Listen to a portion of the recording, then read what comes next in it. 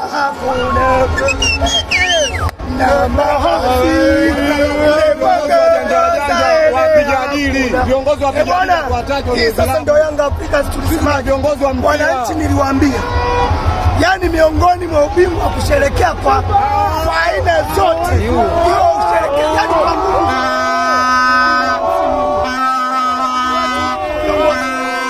Wamepita katika mabonde ya miteremko kuhakikisha tunapata haki yetu. Young Africans ubingwa wa msimu huu akini nini ninachowaambia, yani tulikuwa tumepangiwa kudhulumiwa. Yes, yani kwa hiari au kwa kuporwa. Kuna watu wana pointi zaidi ya 15 za mteremko wa marefari wa mama bembele za toto, mara funika penalti, unashangaa Kapombe kadondo kula anafanywa mara mtanaenda kufungwa na Malizambuka sio nini. Yani mwananchi, yani kama hautasherekea ubingwa huu utakuwa umefanya makosa makubwa sana, na ni moja ya dhambi ambayo utaenda kulipiwa na Mwenyezi Mungu. Tukasema sisi hatucheze, wao wakachoboka baada ya tarehe kupangwa tarehe 15. Ila wao walikuwa sio kama wanataka kucheza na Yanga, wao walikuwa wanataka kucheza na Yanga, ila walikuwa wanataka pointi za mezani. Unaona, lakini sisi kama Yanga Afrika tulikuwa tunataka sababu mchezo kuahirishwa tarehe 8. Tupeni sababu. Haujapewa sababu, watu wanatumia mababu kwa madaraka yao, walipokaa pale kwenye vitu kuongoza mpira wanakulazimisha kwenda kucheza. Kuna nini hapa? Kwa hiyo siku zote kwenye haki, kama kwa ukidai haki yako umesimama vizuri, haki haipotei. Na ndio maana mwisho wa siku ukaona mchezo kasogezwa tarehe ngapi? 25. Wakaanza kuleta mapicha, wanajipianta, wamejipianta, mara tunataka, mara hatutaki. Mwisho wa siku aliyekula nauli kaja geto.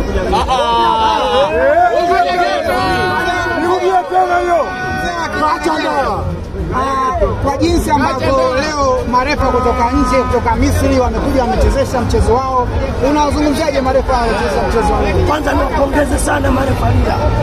Yani tusiangalie mchezo kwamba labda Yanga na hawa pembeni watani zetu tuliowachanyata mara ya 5 mfululizo.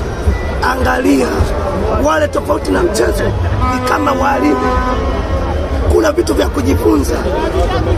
Hebu angalia, kuna faulo zingine wazi zinapoteza ladha ya mchezo, lakini hao kiangalia umelazimisha faulo ambayo ni nyepesi, anakwenda tembea, na sio kila tukio ni kadi.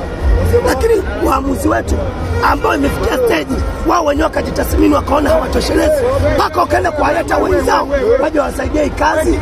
Walikuwa wanatoa yani, wanaamua kwenye mchezo, wale watu wa mchezoni, wachezaji wa timu ambao wanataka wao jeshi. Wewe una uhakika pale ndo Kolo kamaliza first 11? Kamaliza uongo.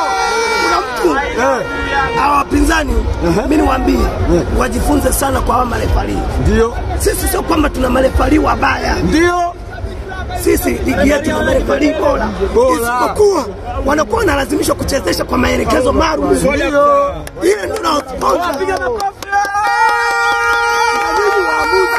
Na nyinyi waamuzi, sisi kama mashabiki sio sisi wa kuwazungumzia nyinyi, na nyinyi mjizungumzie, na nyinyi mjisemee. Yani kwani mwamuzi umekaa, anakuja mwenzako kutoka huko sijui Misri, anakuja kuchezesha ligi yako na umekaa umerelax, unaagiza shamba. Tunasema tunaomba kupitia mechi hii ikawe fundisho kwa marefari ambao huwa watoshelezi kuchezesha mchezo.